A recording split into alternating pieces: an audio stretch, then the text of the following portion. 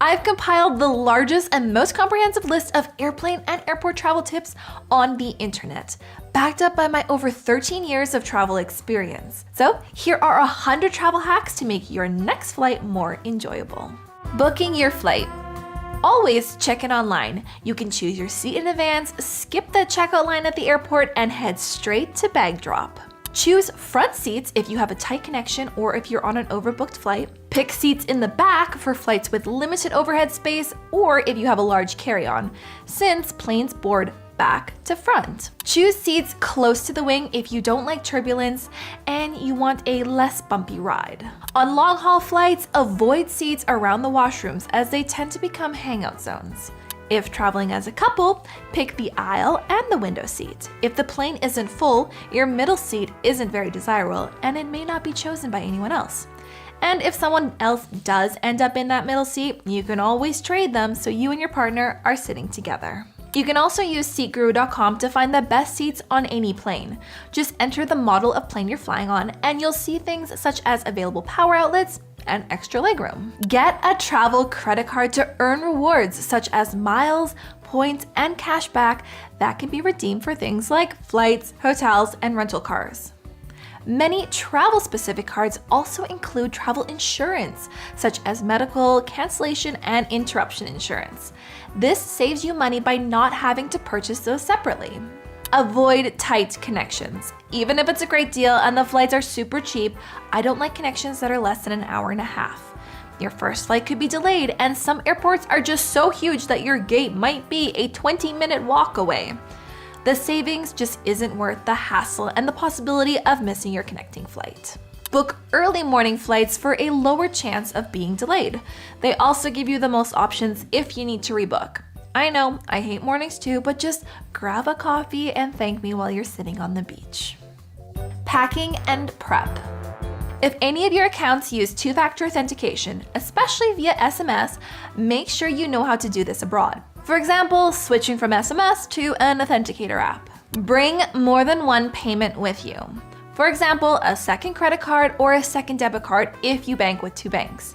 Bring long cords for electronics. Sometimes outlets are limited or they're just in awkward spots. If you have many things to charge, consider bringing a power strip, since your room might only have a couple of outlets.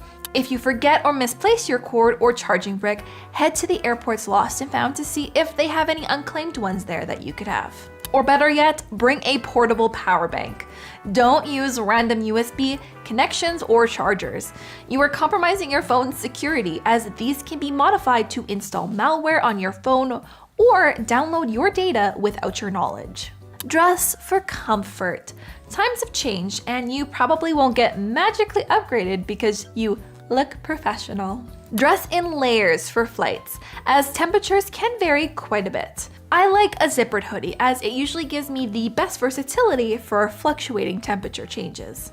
Ladies, for long flights and travel days with overnights where we don't get a chance to change our clothes, and more specifically, our underwear, bring some very light panty liners. Bring an empty water bottle. You'll save money and waste less plastic for your whole journey. Use tape and plastic wrap to help keep containers closed and to prevent shampoo or sunscreen accidents due to pressure changes at high altitude. Pack snacks. You know, airplane food isn't amazing and you can avoid getting hangry if your food service is, taking a long time. Always carry a pen. You'll need one to fill out your customs forms.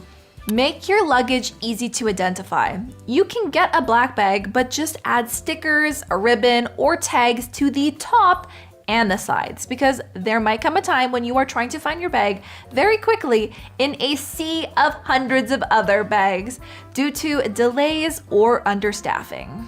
Do not put your address on your bag tag for safety reasons. All you need is your cell number or an email that you can be reached at. Weigh your carry-on bags before you fly.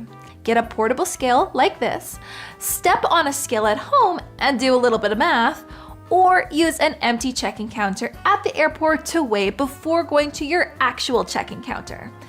Every airline has their own carry-on weight limits, and generally, the cheaper the airline, the smaller the limit. If your checked bag is overweight and you don't want to pay a fee, put your heavier things in your personal bag like your backpack or your purse. Most airlines won't weigh these personal bags. But beware if you are flying ultra-budget airlines though, because sometimes they will include both bags as your total carry-on weight. But they won't weigh you, so wear more things. Layer up and put on your heaviest items.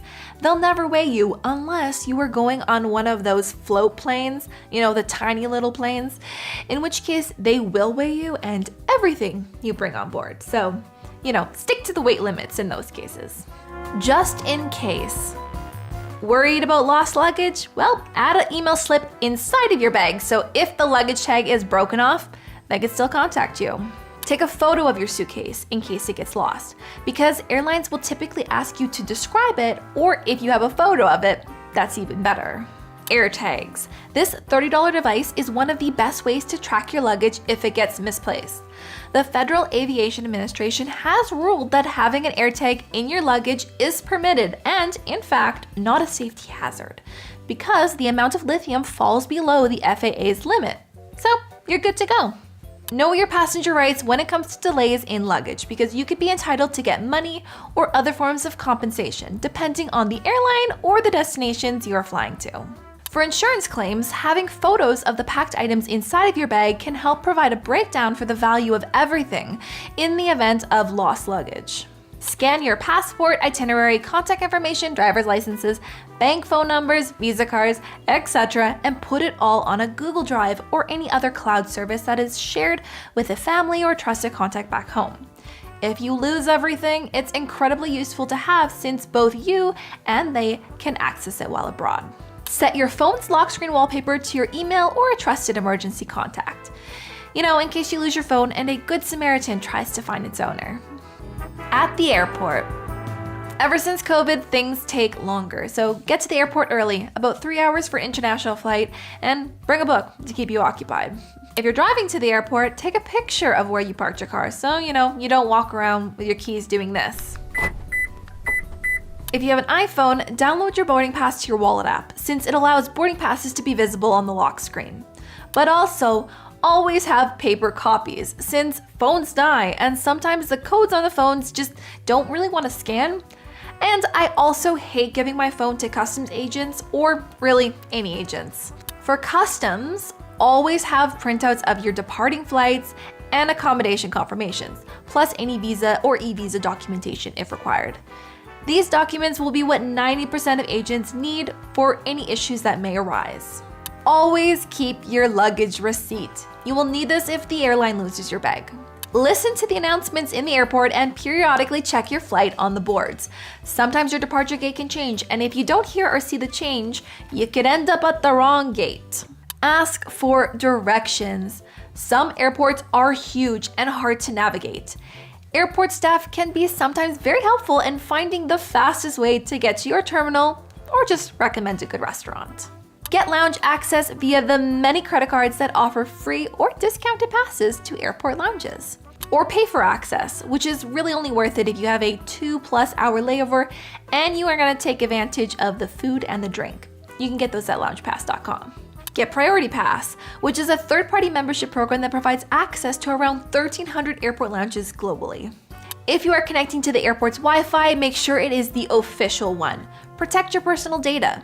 If you go to an info kiosk, they'll have the airport Wi-Fi listed, or they usually have it posted around on the walls. Most gate attendants will know this as well.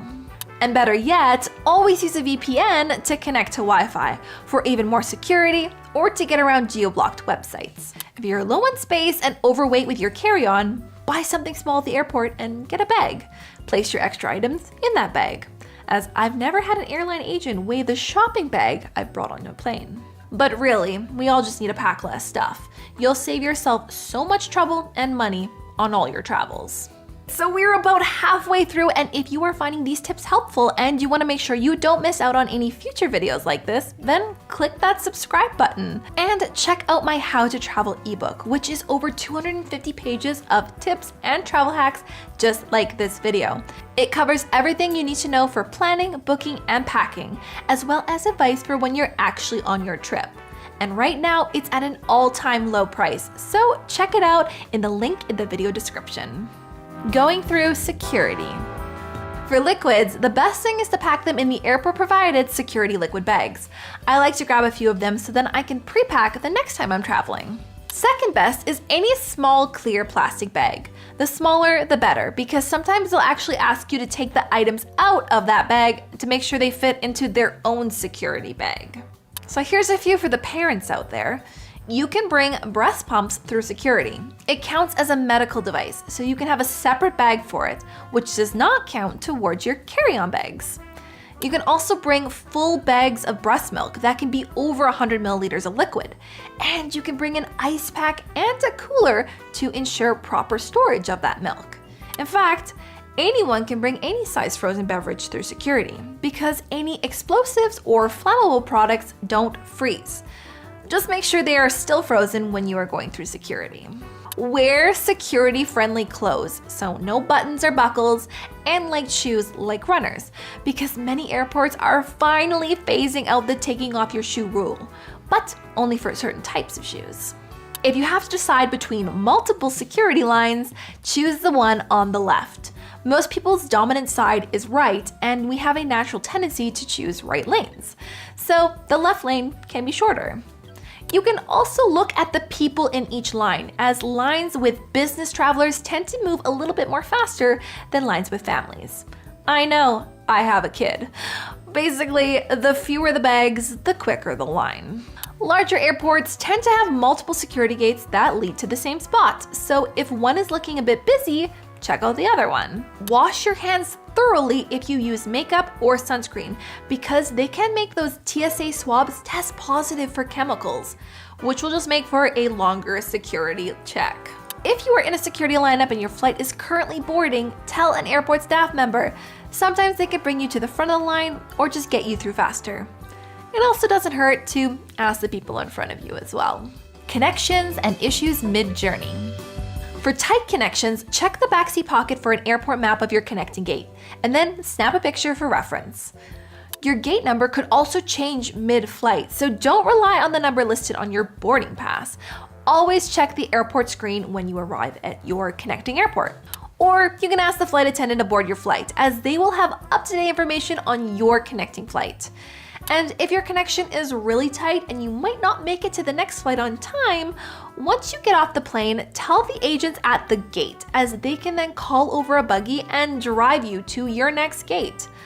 A bit of a warning though, if you do make your next flight this way, chances are that your checked bag might not.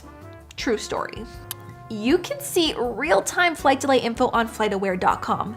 They'll typically show you if your flight was canceled or delayed before the airline sends you a notification. Or just simply type in your flight number into Google and they'll give you not quite as much info, but enough. If your flight gets canceled, immediately get in line for the agent. Then, while you're waiting, go on the airline's website, as most have implemented online rebooking systems since COVID. If they don't have it or you just can't find it, then call the airline while you're still waiting in line. Don't take your frustrations out on staff if your plane is delayed or canceled. Take some deep breaths, be patient, and know that there is only so much they can do. You know, they cannot make extra flights appear out of nowhere or put you in seats that are already full. They are doing the best they can, and they'll be more likely to help you if you treat them with kindness and respect. Boarding. If you are flying with a cold or allergies, take decongestants before you board, because the pain in your eardrums from the change of pressure can be excruciating. I know. If you want to board a plane early because of the size of your carry-on and you need that coveted overhead space, consider an airline travel credit card to get priority boarding, or just simply enroll in that airline's rewards program. Even if you don't have status, sometimes just by signing up, you can get into that middle boarding group, and that should leave you with enough overhead space. If you are boarding later, scan the plane and grab that first overhead compartment space you see. Don't wait until you get closer to your seat. It's always better to place your bag in front of you than behind, so you can keep an eye on it mid-flight and you don't have to plow through people when you are disembarking to try and get your bag. Don't be afraid to politely ask people to rearrange their stuff if there is no space in the overheads. If you notice someone stuffed a jacket or another small item up there, you can always ask an attendant to help you make space. Be courteous to your fellow passengers and put your one carry-on bag overhead and your one personal item below your seat. I know, you want the legroom, but so does everybody else, and there is just never enough space in the overheads. On the flight, wear sunscreen, especially on your face. While plane windows block UVB so you won't get a sunburn, longer wavelength UVA can still get through and dig into the skin, causing far deeper genetic damage to the cells that can lead to skin cancer and premature aging over time. The higher up you are, the more radiation, and aisle seats aren't any better. As someone who has had skin cancer, please take this one seriously. If you're taking a red eye and you need to sleep, and you're morally okay with drugging yourself, bring some melatonin pills or NyQuil. Those plus a good eye mask, earplugs, and a neck pillow, you'll be snoozing. Avoid hot or carbonated drinks on airplanes. The former comes from the hot water tanks, which are rarely cleaned. The latter because it causes gas and bloating. On international flights, in between meals, there is typically a snack tray that you can help yourself to. Usually it's located in the middle or in the back near the toilets. I always grab a couple of items and then bring them back to my seat. If it's not out, then just ask. Flight attendants always have extra snacks on hand. Your personal bag should contain the items that you'll need most frequently during your flight, including your important documents. This is for security. And that bag should be the one underneath your seat. Because getting your carry-on bag out from the overhead compartment, opening it up in the aisle or on the seat, and trying to get things out is just so awkward and annoying. If you are someone that gets periods, always have extra supplies in your bag as they can come unexpectedly, especially due to traveling. If you don't have any with you, almost all airplane washrooms will have products tucked away in one of those secret drawers. Now, it'll just vary whether it's a pad or tampons. Bring moisturizers. Planes are so incredibly dry. Hand, face, lip balms, and eye drops. Noise-canceling headphones are a game changer if your trip involves lots of flight time or if you just actually enjoy being able to hear what they are saying in the movies that you are watching. Download your audiobooks, podcasts, or shows before your flight, as there is no guarantee your airplane will have an entertainment system or that it'll be working. It's also a good idea to download the airline's app, as some airplanes don't have entertainment systems built into the seats. Instead, you interact with their entertainment system through their app, and you just watch it on your own device. Just make sure that you've downloaded the app before you take off. Get a phone or tablet case with a folding stand, or you can just makeshift a holder with a paper bag pinched between your phone case if needed. Bring compression socks. They help with circulation and comfort and are especially important for older people and pregnant people, as they can help prevent blood clots. For protection against germs, wipe down your whole flight area with sanitizing wipes, including that front seat pocket when you board. Better yet, avoid that front seat pocket in front of you altogether. I've seen and I've heard of some really gross things that people put in there, and they don't always get cleaned properly. Open your air vents to blow directly in front of you, since most airlines are equipped with HEPA filters for their recirculation, so that is the cleanest air that you will get. It also helps blow away your neighbor's stinky farts. After the flight, never throw your used boarding pass in a public trash can or leave it on the plane, because the barcode on it has your personal information in it that a nefarious character could gain access to. Avoid the currency exchanges at airports and head over to the ATMs for a better rate. For the best rate conversion, always choose to withdraw money in the local currency and not in your home currency. If you want to know if your debit or credit card will work in a foreign ATM, look at the symbols on that ATM. If any match a symbol on your card, then it'll work. To get to your accommodation, the most affordable option is to take public transit away from the airport, and then, if necessary, only grab a cab or rideshare the remaining distance to your accommodation. Airports in most major cities will have a direct connection to the main city center, and this could be via bus, metro, train, or commuter rail. Oftentimes, it can be cheaper to pay for pre-arranged shuttles, either through your accommodation or by hiring a private shuttle. If both of these options are not available and you are planning on using any kind of ride-sharing app, see if you can walk a little ways away from the terminals, as there are usually surcharges involved with airport pickups. The same goes with taxis. Another option, hop on a free airport hotel shuttle. Doesn't really matter which one, as long as they don't require a pre-reservation. The driver will usually let you know, or sometimes it'll just be on the post. They'll then take you to a hotel, and you can call a much cheaper taxi or rideshare from there. Before you leave the airport, check out the phone counters and kiosks for tourist SIM cards. These are specifically designed for travelers with no plans. Just pay, pop it in, and now you have data for your whole trip. If there are more than one SIM card options, always go with the bigger provider. Or if you are in a more remote area, ask your tour guide or accommodation which provider they'd recommend. Or better yet, if you have a newer phone, look into eSIMs that you can digitally load onto your phone before you go. And last, be nice to the staff you interact with at the airport and on airlines. They're just trying to do a job. They're trying the best they can to help you, and taking out your hangry, sleep-deprived frustrations out on them is just not the right thing to do.